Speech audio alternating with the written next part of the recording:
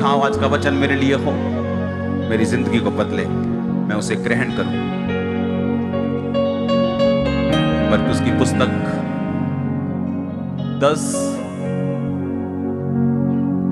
अध्याय की लाइन को पढ़ेंगे।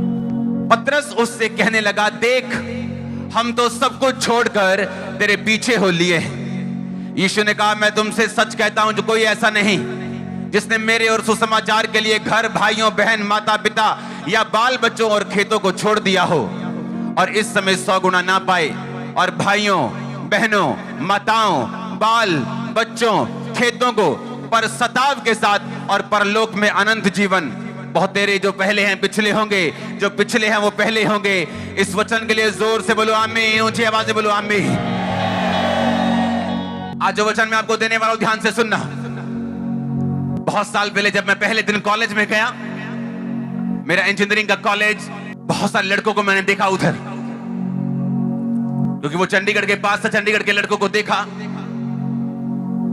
वो लड़ने में बहुत तेज थे, ऐसे स्टूडेंट्स थे, लड़ाई में बड़े तेज थे, लड़कियों के लिए बड़े वो अट्रैक्शन का कारण थे। एक लड़का जिसके पटे थे यहां तक, लड़कियों के जैसे जैसे लंबे लंबे उसने बाल रखे हुए थे, सब उसको देख के बोलते थे वाओ, लड़कियां बोलती थी वाओ, लड़के बोलते थे क्या बात है, बदमाशी में ये वो, एक आइकॉन था वो। नशों में चला गया, नशों में था। आज वो इस दुनिया में, उसको छोड़े हुए इस दुनिया को 15 साल हो चुके, शायद 14 साल हो चुके। दुनिया उसको एडमायर करती थी, लेकिन आज वो इस दुनिया में नहीं, मर चुका है। बहुत से ऐसे लोग नशा करते थे मेरे साथ, मेरे दोस्त, वो मर चुके, आज दुनिया में नहीं। मैं बचाया गया हूं, इसलिए आपके सामने खड़ा हूं और जीसस का थैंक्स करता हूं कि मैं जिंदा हूं, आज उनकी तरह मरा नहीं हूं, क्योंकि उसी कॉलेज में मैं था, उससे ज्यादा नशों में मैं चला गया था। आज सिंपल हम उसी तरह सेलिब्रेट नहीं करेंगे जिस तरह आम हम रीति रिवाजों के साथ करते हैं। आज आप वचनों को सुनेंगे और उस पर चलेंगे, और मेरा बिलीव है आपकी लाइफ आज सेम नहीं होगी, यीशु मसीह के नाम में। लोग उसको एडमायर करते थे, लाइफ आपको ज्यादा मौके नहीं देती। यीशु मसीह ने कहा, जो मेरे लिए सब कुछ छोड़ देगा वो परलोक में अनंत जीवन भी पाएगा, और मैं यहां पर उसको घर भी दूंगा, यहां पर खेत भी दूंगा, यहां पे भाई भी दूंगा, यहां पे लोग भी दूंगा। यीशु मसीह ने कहा, अगर तूने मेरे लिए छोड़ दिया कुछ, अपने भाई को छोड़ दिया, क्योंकि तू मसीह में आया, तेरे भाई ने तेरा विरोध किया, तूने दोस्त को छोड़ दिया, कुछ टाइम के लिए घर को छोड़ दिया, कुछ टाइम के लिए खेत को छोड़ दिया, परमेश्वर ने कहा मैं सब कुछ तुम्हें दूंगा। उसने ये नहीं कहा मैं तुम्हें सिर्फ अनंत जीवन दूंगा। तो सिर्फ ऊपर देख, उसने कहा माता पिता, घर, बहन, भाई, खेत, घर, 100 गुना सब कुछ मैं दूंगा जो तुम मेरे लिए छोड़ देगा।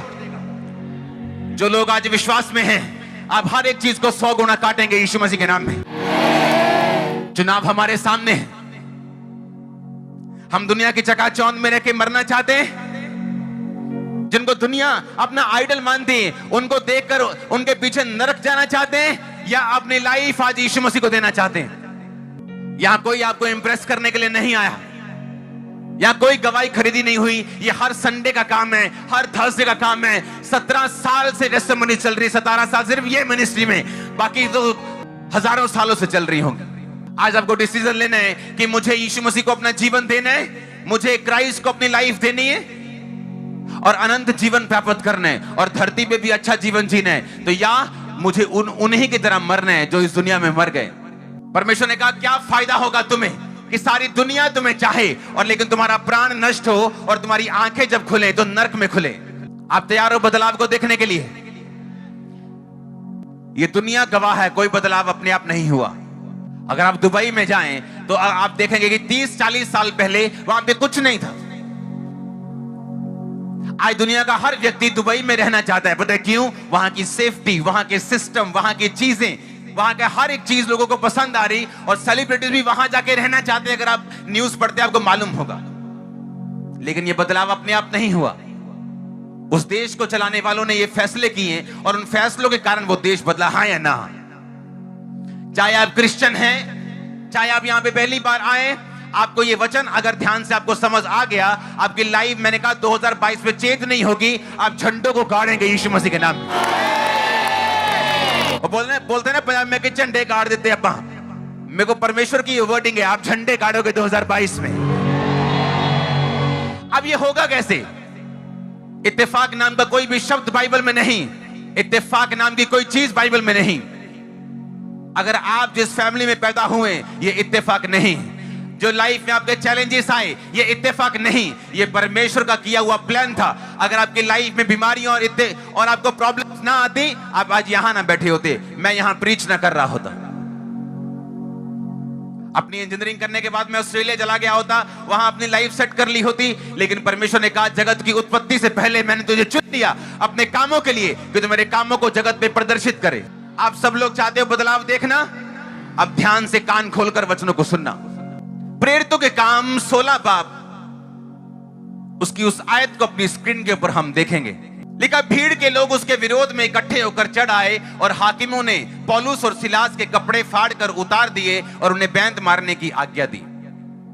बहुत बैंत लगवाकर उन्होंने उसे बंदी गृह में डाल दिया और दारोगा को आज्ञा दी कि उन्हें चौकसी से रखें। उसने ऐसी बड़ी आज्ञा पाकर उन्हें भीतर की कोठरी में रखा और उनके पांव काठ में ठोक दिए।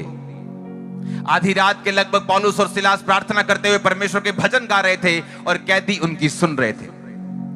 इतने में एकाएक बड़ा भूकंप आया, यहां तक कि उस जेल की नींव हिल गई और तुरंत सब द्वार खुल गए और सबके बंधन खुल पड़े। पूरी चर्च बोले आमीन। आप बदलाव देखना चाहते हो? परमेश्वर ने मुझे क्लियरली शब्दों में कहा है कल रात को, क्लियरली, अगर क्रिश्चियन लोग, अगर मसीह लोग, अगर ये चर्च बदलाव देखना चाहती है, तो आज से, कल से आपको रात की प्रार्थनाओं में जाना पड़ेगा और आपकी लाइफ कभी भी सेम नहीं होगी। नाइट प्रेयर्स में जाना पड़ेगा आपको, ये कंडीशन है। मैं आपको रेमा वर्ड दे रहा हूं, मैं आपको वो वचन दे रहा हूं जो परमेश्वर ने मुझे आपको देने के लिए बोला है। मैंने कहा आपको नाइट प्रेयर्स में जाना पड़ेगा। सिचुएशन चेंज होने वाली, मैं आपको प्रोफेसी दे रहा हूं। आपको नाइट प्रेयर्स में जाना पड़ेगा। आप झंडे गाड़ेंगे 2022 में, मैं आपको बता रहा हूं। परमेश्वर ने कहा था तेरे सामने कोई ठहर नहीं सकेगा।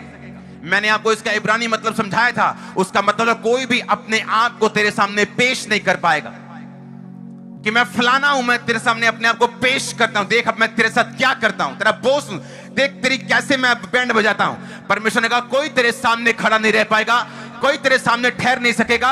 अब सुनो मेरी बात ध्यान से। आधी रात के वक्त, उससे पहले क्या हुआ, पौलुस और सिलास प्रीच कर रहे थे और उन्होंने एक दुष्ट आत्मा को निकाल दिया। वो दुष्ट आत्मा जो थी, लोगों को भविष्य बताती थी और उसके बाद पैसे लेती थी और अपने मालिकों को देती थी। जब वो औरत पौलुस के पीछे आ रही थी, पौलुस को गुस्सा चढ़ा और उसने दुष्ट आत्मा को डांटा और दुष्ट आत्मा निकल गई। और जब दुष्ट आत्मा निकली, तो दुष्ट आत्माएं जो होती हैं, ये विरोध लोगों के बीच में से होकर करती हैं। शैतान आपका डायरेक्ट विरोध नहीं करता, लेकिन तुम्हारा युद्ध मांस और लहू से नहीं, बल्कि अंधकार की शक्तियों, प्रधान हाकिमों, दुष्ट आत्माओं में भी रैंक्स हैं। कुछ दुष्ट आत्माएं देशों के लोगों के ऊपर कब्जा करके देशों को चलाने की कोशिश करती। कुछ दुष्ट आत्माएं ऐसी हैं जो एरिया के ऊपर कब्जा करती। किसी किसी एरिया में आपको मालूम होगा कि सिर्फ किडनी के रोग ज्यादा हैं, किसी किसी एरिया में सिर्फ कैंसर के रोग ज्यादा हैं। फिर दुष्ट आत्माएं लोकल लेवल पे काम करती हैं। जिस तरह हमारा स्ट्रक्चर होता है पुलिस का, कोई हवलदार है, कोई एसएसपी है, कोई डीजीपी है, दुष्ट आत्मा भी स्ट्रक्चर में काम करती। अब जब दुष्ट आत्मा निकाली तो विरोध कहां से होगा? डायरेक्ट तो दुष्ट आत्मा बोलने नहीं आएगी। उसने लोगों के बीच में से विरोध किया और पौलुस और सिलास को पकड़ के उन्हें बैंतें मारी और जेल में बंद करके उनके पांव को, टांगों को काठ में, लकड़ी में यीशु मसीह की तरह ठोक दिया। और एक बात याद रखो, आप यीशु मसीह के लिए मरने के लिए नहीं बुलाए गए, वो मर चुका आपके लिए, आपको आप जीने के लिए बुलाए गए। आप लंबा जीने के लिए बुलाए गए हो, आप सामर्थ के साथ प्रीच करने के लिए बुलाए गए। अब पौलुस को यह बात मालूम थी कि मैं मरने के लिए बुलाया नहीं गया हूं। जब चेलों ने जब लोगों ने उस पे पत्थर मार करके उसको मारा, मरा समझ के चले गए, इतने पत्थर मारे, तो पौलुस ने एक बार भी नहीं कहा स्तिफनुस की तरह मेरी आत्मा को परमेश्वर ग्रहण कर। वो चुप रहा। उसे मालूम था जब तक मेरे मुंह से नहीं निकलेगा मेरी लाइफ कोई नहीं ले सकता। और जैसे चेले आके पौलुस के पास खड़े हुए, पौलुस उठ खड़ा हुआ और फिर से अपने काम पे लग गया। आपको मालूम है कि नहीं? अब ये पौलुस जो था, ये सीक्रेट जानता था, ये भेदों को जानता था। पौलुस आम व्यक्ति नहीं था। पौलुस ने सबसे ज्यादा कलीसियाएं, बाइबल में सबसे ज्यादा कलीसियाएं पौलुस ने स्थापित की हैं। नए नियम में आधे से ज्यादा जो नियम है, जो बाइबल है नए नियम की, यीशु मसीह के बाद की, वो पौलुस ने लिखी। पौलुस भेदों को जानता था, उसे मालूम था कि मुझे प्रॉब्लम से बाहर कैसे आना है। और बाइबल कहती आधी रात के वक्त, उनसे पढ़ेंगे फिर से, आधी रात के लगभग पौलुस और सिलास प्रार्थना करते हुए परमेश्वर के भजन गा रहे थे। जब उनके पांवों को काठ में ठोका हुआ था, वहां पर वो बैठकर माफीनामा लिखने की तैयारी नहीं कर रहे थे कि एक सरकार को माफीनामा लिख देते हैं, हमें माफ कर दीजिए, आपके एरिया में दोबारा प्रीच करने नहीं आएंगे। बाइबल कहती आधी रात के वक्त वो उठे, हाथों में जंजीरें, कहा कोई बात नहीं, ढोल की नहीं जंजीरें बजाते हैं, ठप ठप ठप ठप, चल तू गाएगा। वो गा रहे हैं और वो बजा रहे हैं और तालियों के साथ आधी रात को। और कैदी देख रहे हैं, ये पागल हो गए क्या? इनके पांव काठ में ठुके हुए, इन पे बैंते मारी, पीठ इनकी छिली हुई, कपड़े इनके फटे हुए, और ये आधी रात को क्या कर रहे हैं? पौलुस और सिलास इस बात को जानते थे। भजन संहिता के सभी वचनों को हम पढ़ेंगे। जब मैं बिछोने पर पड़ा तेरा स्मरण करूंगा, तब रात के एक एक पहर में तुझ पर ध्यान करूंगा। कौन कह रहा है? ये भजनकार कह रहा है, दाऊद कह रहा है, उसका बेटा कह रहा है। हाँ, आगे उसके अगला वचन पढ़ेंगे। मेरी आंखें रात के एक एक पहर से पहले खुल गईं कि मैं तेरे वचनों पर ध्यान दूं। ये वो लोग हैं जो आत्मिक रूप से और शारीरिक रूप से बड़े सक्सेसफुल थे। और कोई भी सक्सेस अपने आप नहीं मिलती, ये उसकी एक आदत है। आप मेरी बात समझ रहे कि नहीं? एक सक्सेसफुल बंदा कह रहा है, मैं क्या बोल रहा है वो, एक फिर से वचन पढ़ेंगे। कहता मेरी आंखें रात के एक एक पहर से पहले खुल गई। अगर आप क्रिश्चियंस हैं और पूरी रात सोते हैं, मैं आपको दावा करता हूं, लिख के देता हूं, शैतान आपका पीछा नहीं छोड़ेगा। आपको फाइट करनी पड़ेगी और आप जीतेंगे नहीं। आप कहेंगे मैं बहुत अच्छा हूं, लेकिन ये मुसीबत क्यों नहीं पीछा छोड़ रही मेरा?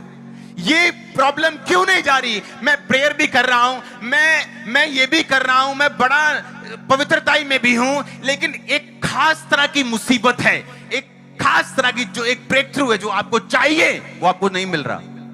Night prayer. दाऊद कह रहा रात के एक एक पहर से पहले मेरी आंखें खुल गई। मेरी वाइफ जानती है रात को मैं कैसे प्रार्थना करता हूं। कुछ भी हो, नाइट प्रेयर को मैं अपने रूम में आपको मिलूंगा। जब परमेश्वर ने मुझे लोग देने शुरू किए, और वो लोग जब लाखों में होते गए, अगर आज आप यहां लाखों में बैठे, लाखों ओवरफ्लो में बैठे, लाखों ब्रांचेस में बैठे, जब लाखों लोग हुए, सुनो मेरी बात, तो आप जानते लोगों के दिल में क्या है मुझे नहीं मालूम। वो भीड़ को कैसे लेते मुझे नहीं मालूम, उनके लिए एंटरटेनमेंट है ये मुझे नहीं मालूम। लेकिन सुनो मेरी बात, लेकिन मैं परमेश्वर से बोल रहा था कि परमेश्वर, ये सारे लोग, किसी को कुछ प्रॉब्लम है, किसी को कोई प्रॉब्लम है, किसी को कुछ दिक्कत है, मैं प्रार्थना में कम होके, मैं अपने परिवार में बिजी होके, अपने काम में बिजी होके, कि चर्च कौन सा मुझे तनख्वाह देती है, तो मैं अपना काम भी साथ साथ करूं। मैं अपने काम में बिजी होके, अपने परिवार में बिजी होके इन लोगों को धोखा देना नहीं चाहता हूं। क्योंकि अगर मेरी प्रेयर 2 घंटे भी है, तब भी परमेश्वर को आपको भेजेगा। मैंने ऐसे पास्टर देखे गलत काम करके भी प्रचार करना नहीं छोड़ते। लेकिन मैं प्रभु से कहा, मैंने कहा परमेश्वर, मैं लोगों को और तुझे धोखा नहीं दूंगा। अगर तू मुझे इतने लोग दे रहे हैं, तो मैं घंटों तेरी हजूरी में बैठा करूंगा, ताकि जब मैं परमेश्वर की प्रेजेंस से यहां उठ के जाऊं, तो वचन तेरे लोगों के हृदय में जाए और दिल में छेद करे। आप मेरी बात समझ रहे कि नहीं? पौलुस और सिलास को सीक्रेट मालूम था, और वो सीक्रेट था नाइट प्रेयर। वो सीक्रेट था रात को परमेश्वर की प्रेजेंस में रहना। वो 2.5 घंटे हो सकता है, वो 3 घंटे हो सकता है, वो अगर आप पास्टर हैं वो 4 घंटे हो सकता है, वो 5 घंटे हो सकता है। लेकिन मैं आपको एक बात बता रहा हूं, अगर आपने ये सीक्रेट सीख लिया और नाइट आप परमेश्वर की प्रेजेंस में आपने जाना शुरू कर दिया, मैं आपको बता रहा हूं, वो यरीहो की दीवार कितनी बड़ी क्यों नहीं। मैं आपको प्रोफेसी दे रहा हूं, 2022 में गिरने वाली आपके सामने यीशु मसीह के नाम। आमीन ऊंचा चाहिए मेरे को। हालेलुया, जोर से बोलो हालेलुया। ये वो भेद है जो परमेश्वर के लोग जानते थे। किसी का दिल नहीं करता कि उसके पांव में कील ठुके हों, उसकी पीठ पर बैंतें पड़ी हों, उसकी बेइज्जती हो और रात को वो उठकर प्रार्थना करे। किसी का दिल नहीं करता, लेकिन उन्हें मालूम था कि यीशु मसीह इमोशनल परमेश्वर नहीं। हम इमोशन से रोएंगे तो वो हमें छुड़ाने वाला नहीं। हमें वचन पे चलना पड़ेगा और वचन के ऊपर हमें आना पड़ेगा। अब सुनो ध्यान से, लिखा आधी रात के जब वो आराधना कर रहे थे, उस जेल की नींव हिली, सबके बंधन खुले और लिखा वो सारे लोग आजाद हुए। दरोगा डर गया, लोग डर गए, जेलर डर गए, सब डर गए कि ये हो क्या रहा है। अगर आप यीशु मसीह की पावर को एक्टिवेट होता देखना चाहते अपनी लाइफ में, आज से आपको घुटनों पे रात में आना पड़ेगा, नाइट प्रेयर्स आपको करनी पड़ेगी। एक और वचन पढ़ेंगे हम, उत्पत्ति। अब ध्यान से समझना, उत्पत्ति। उनके देखते ही याकूब ने कहा ये तो परमेश्वर का दल है, इसलिए उसने उस स्थान का नाम महनेम रखा। तब याकूब ने सैयर देश में अर्थात एदोम देश में अपने भाई एसाव के पास दूत भेजा और उसने आज्ञा दी, मेरे प्रभु मेरे भाई एसाव से ये कहना कि तेरा दास याकूब तुझसे यूं कहता है कि मैं लाबान के यहां परदेशी होकर अब तक रहा। मेरे पास गाय बैल भेड़ बकरियां गधे दास दासियां, और मैंने जो कुछ प्रभु के पास इसलिए संदेश भेजा है कि तेरे अनुग्रह की दृष्टि मुझ पे हो।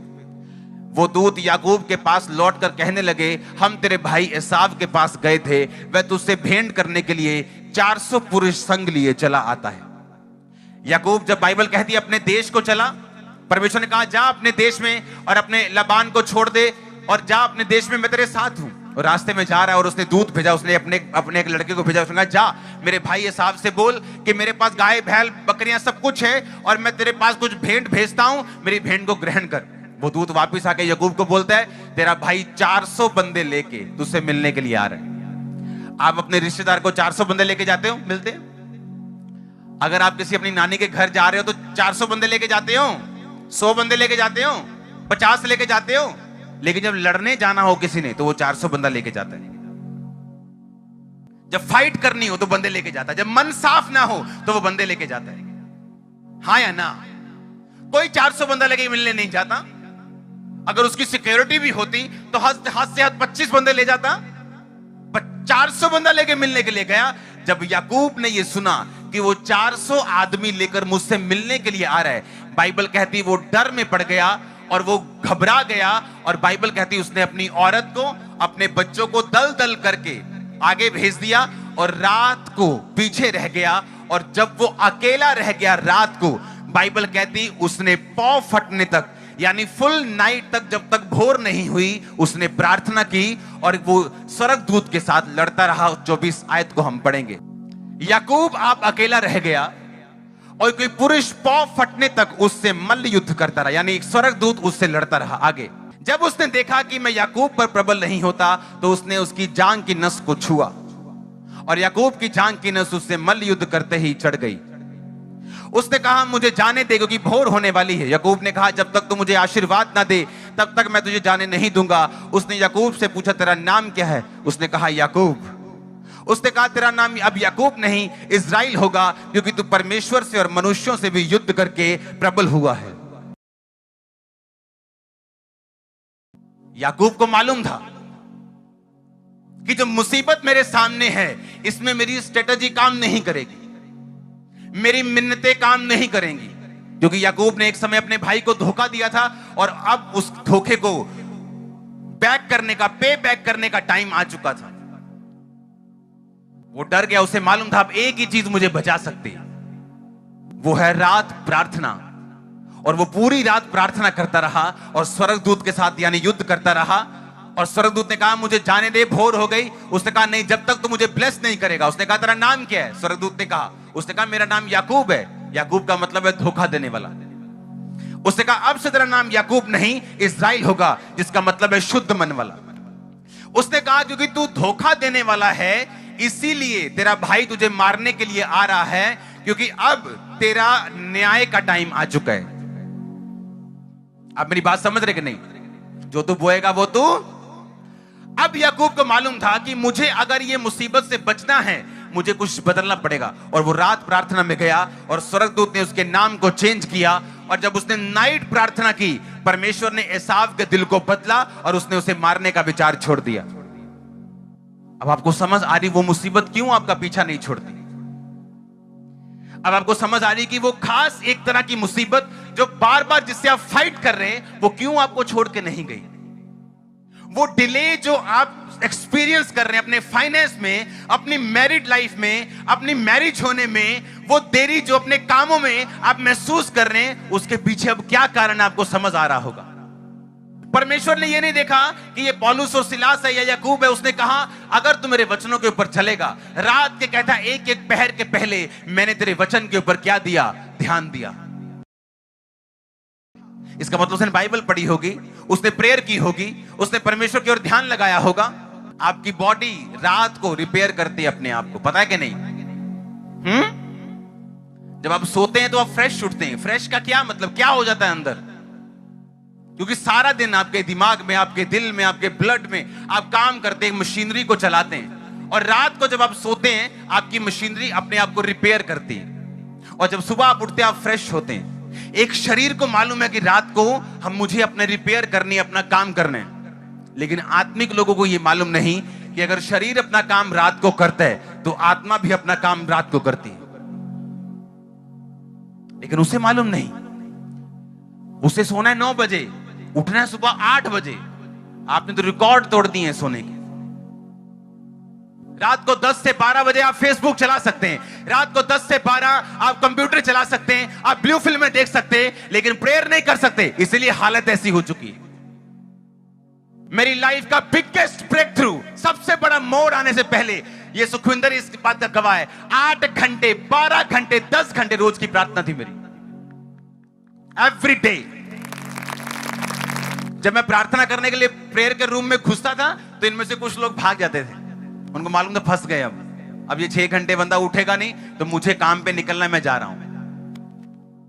और मैं नहीं जानता कि मैं इतनी प्रार्थना क्यों कर रहा हूं, लेकिन परमेश्वर का आत्मा मुझे बोलता है प्रेयर करना है, प्रेयर करनी, कंटिन्यू प्रेयर, रात को प्रेयर, सुबह प्रेयर, दिन को प्रेयर, दोपहर को। सुनो, मेरी वो कॉलिंग थी कि परमेश्वर ने बड़े काम के लिए मुझे तैयार करना था।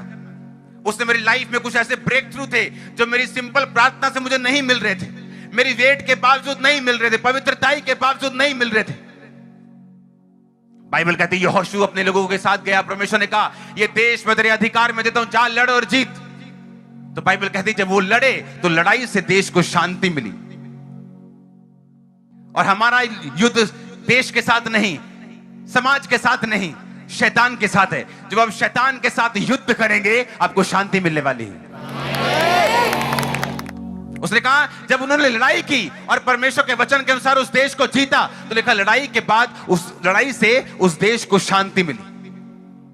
क्योंकि ये वो लड़ाई नहीं जो लोग करते हैं, एक दूसरे के खिलाफ, एक पॉलिटिकल पार्टी दूसरे के खिलाफ, ये वो लड़ाई नहीं, ये आत्मिक लड़ाई है जो हम शैतान के खिलाफ करते हैं। और अगर हम लड़ेंगे तो शांति पक्की है यीशु मसीह के नाम में। जोर से बोलो हालेलुया। पहला शमूएल 15 उसकी 11 आयत में लिखा, मैं शाऊल को राजा बना के पछताता हूं, यहोवा ने कहा, क्योंकि उसने मेरे पीछे चलना छोड़ दिया, मेरी आज्ञाओं का पालन नहीं किया। तब शमूएल का क्रोध भड़का और वो रात भर यहोवा की दुहाई देता रहा। उस देश को चेंज होने से पहले, शाऊल के उतरने से पहले और दाऊद के चुने जाने से पहले, बाइबल कहती है वो एक प्रार्थना का बीज था जो शमूएल रात भर परमेश्वर को देता रहा। लिखा वो रात भर परमेश्वर के सामने रहा, रात भर परमेश्वर की दुहाई देता रहा कि परमेश्वर इस राजा ने तेरी बात को सुनना बंद कर दिया, इसे बदल और अपने मन मुताबिक बंदे को भेज। और रात प्रार्थना करने के बाद और रातों को दुहाई देने के बाद परमेश्वर ने कहा मैंने दाऊद को चुन लिया जो उससे बेहतर काम करेगा। मैंने दाऊद को चुना जो मेरे मन के अनुसार काम करेगा। रात का रिजल्ट, नाइट प्रेयर का रिजल्ट, जिसको आदत लग गई नाइट प्रेयर करके रिजल्ट लेने की, ये एक बड़ी अच्छी आदत है जो आपको लेनी होगी, नहीं तो आप सोचते रहेंगे। इमेजिन करो अगर रात भर प्रार्थना करने का वचन मैं काट दूं तो सिर्फ फिर क्या रह जाएगा कि परमेश्वर भी पछताता था और शमूएल भी दुखी था। वो दुखी रहा, शाऊल से दुखी रहा, बस वो दुख ही रहता अगर वो रात भर प्रार्थना करके उस दुख को चेंज ना करता। तो मैं बहुत दुखी हूं क्योंकि मेरा पति नशेड़ी है। मैं बहुत दुखी हूं क्योंकि मेरे बच्चा नहीं। मैं बहुत दुखी हूं क्योंकि मेरा फाइनेंस काम नहीं कर रहा। मैं बहुत दुखी हूं क्योंकि ये मुसीबतें मेरा पीछा नहीं छोड़ती। तो क्या करें फिर? सारी दुनिया दुखी, तुम भी दुखी हो, तो कोई फर्क नहीं पड़ता जब तक तुम घुटनों पे आने का फैसला नहीं करते, जब तक तुम परमेश्वर के सामने रात को जाने का फैसला नहीं करते। दुखी रहो, फिर क्या करने? उसने वचन में लिखा, वचन कभी पढ़ा नहीं। उसने कहा मांगो तो दिया, खटखटाओ तो तुम्हारे लिए, ढूंढो तो तुम। सिर्फ मांगना नहीं कहता, साथ ढूंढना पड़ेगा, साथ खटखटाना पड़ेगा। और कब तक खटखटाना होगा? और रात को खटखटाना होगा, सुबह खटखटाना होगा, दोपहर को खटखटाना होगा। आमीन। लूका 6 उसकी 12 आयत में लिखा, उन दिनों में जब वो पहाड़ पर प्रार्थना करने गया तो परमेश्वर से प्रार्थना करने में सारी रात बिताई। बाइबल की पहली किताब उत्पत्ति से लेके, बाइबल के पहला राजा शाऊल से लेके, जो फर्स्ट किंग था यीशु मसीह का, यानी यहोवा का, इस्राएल का। मैं सच कह रहा हूं कि नहीं? बाइबल की पहली पुस्तक, बाइबल का पहला राजा, नबियों से लेके, दाऊद से लेके, सुलेमान से लेके, यीशु मसीह से लेके पौलुस तक ये जानते थे कि रात की प्रार्थना नहीं होगी तो बंधन नहीं टूटेंगे। सब जानते थे, सब जानते थे। याकूब जानता था रात की प्रार्थना होगी तो काम होगा, इसलिए उसने सारी औरतों को बोला कि औरतें जाओ, बच्चे जाओ, सब चले जाओ, मुझे रात अकेले रह के प्रार्थना करनी। शमूएल जानता था कि अब मुझे चेंज करना है, और चेंज छोटा मोटा नहीं है, एक राजा बदलना है, एक देश बदलना है। रात प्रार्थना की। यीशु मसीह जानते थे कि पिता का बोझ मुझ पे है, पिता का काम मुझे करना है, चेले चुनने, काम करना है। लिखा सारी रात पहाड़ के ऊपर प्रार्थना की। पौलुस जानता था कि अब मैं बंधनों में हूं, लेकिन बंधन से मुझे मेरे रोना छुड़ा नहीं सकता, मेरा करलाना छुड़ा नहीं सकता। लिखा आधी रात के बाद वो आराधना करने के लिए, प्रार्थना करने के लिए और भजन गाने के लिए उठे। भजन संहिता के उन वचनों को फिर से पढ़ेंगे स्क्रीन के ऊपर। 119, 148, 63 और 6 दोनों को पढ़ेंगे। भजन संहिता 119 की 148 में लिखा, मेरी आंखें रात के एक एक पहर से पहले खुल गईं कि मैं तेरे वचन पर ध्यान करूं। अपनी आंखों को बंद करो और बोलो ये बात अपने आप को, मेरी आंखें रात के एक एक पहर से पहले खुल गईं कि मैं तेरे वचनों पर ध्यान दूं। बोलो अपने आप को।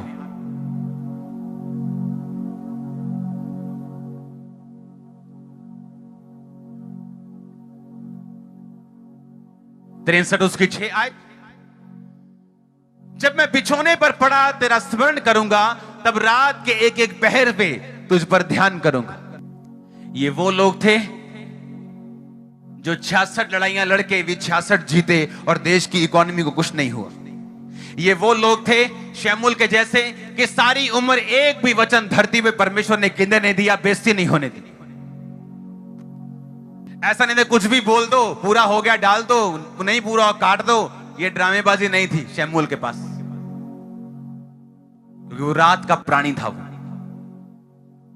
एलिया रात का प्राणी था, पौलुस रात का, यीशु मसीह रात को। कहां नब्बे कहते ना, कितने कुंडी फसी, इत्थे फसी। आई समझ, कितने फसी, कितने फसी, इत्थे फसी कुंडी। इत्थे क्रिश्चियन लोगों की कुंडी फसी। एक इथों निकल गए। मैं आपको सच कह रहा हूं, आपको मैं मुहावरा नहीं दे रहा हूं। आप झंडे गाड़ोगे 2022 में, झंडे। मैं सिर्फ आधा घंटा रात की प्रार्थना की बात नहीं कर रहा हूं, हाँ, कि रात ਨੂੰ लंच ਦਾ टाइम है, रोटी दे ਕੀਤੀ 2 ਮਿੰਟ में प्रभु जी बरकत दे, प्रभु जी ਨੂੰ शुद्ध करी, प्रभु जी एक ਕੱਖ ਹੱਲੇ भी रोटी दे उत्ते कि ठंडी ना हो जाए किते। ये वो वाली प्रेयर नहीं है, क्योंकि रात को आप डिस्टर्ब नहीं हो। आपका बॉस आपको कॉल करके नहीं पूछेगा कि क्या किया। रात को शैतान आपको पाप की ओर खींचेगा और आपको परमेश्वर की ओर जाना है। रात या तो बनाएगी या तो बिगाड़ेगी आपने। बॉडी को पता है रात को रिकवर करना है, लेकिन स्पिरिचुअल आदमियों को यह नहीं पता कि रात को हमने अपनी स्पिरिट को चार्ज करना है। आप समझ गए कि नहीं? कहां फंसे हुए वो सींग, कहां प्रॉब्लम है, कहां वो दिक्कत है, क्यों वो काम नहीं हुआ, आपके अच्छे होने के बावजूद भी अब आपको समझ आ रही होगी। जिस दिन आप घुटने लगा दोगे उस दिन आसमान खुल जाएगा आप लोगों के लिए। जिस दिन आपने सोच लिया कि नाइट आज से खुदा बंद की है, अब औरतों को मालूम है कि मुझे घर का काम करना है, मुझे खाना बनाना है, अपने घर की देखभाल करनी, तो विजडम से रात को प्रार्थना कर सकती। आदमियों को मालूम है टाइम कब निकालना है और कब प्रार्थना करनी। टाइम किसी के पास नहीं, टाइम निकालना होता है, अपनी चीजें निर्धारित करनी होती, अपनी प्रायोरिटी निर्धारित करनी होती कि मेरे जीवन में प्रथम क्या है, यह निर्धारित करना पड़ता है हमें। ऐसे लोग हैं दुनिया में जो दिन में 5 बार अपने अपने धर्म की चीजों को पढ़ते हैं, और उस देश का राजा भी पढ़ता है, उस देश का प्रधानमंत्री भी पढ़ता है, और आप बोलते हो कि आपके पास प्रार्थना करने का समय नहीं। अपने हाथों को उठाओ, थैंक यू जीसस। आप वायदा कर रहे हैं खुदावन से रात प्रार्थना का, अपने हाथों को उठा।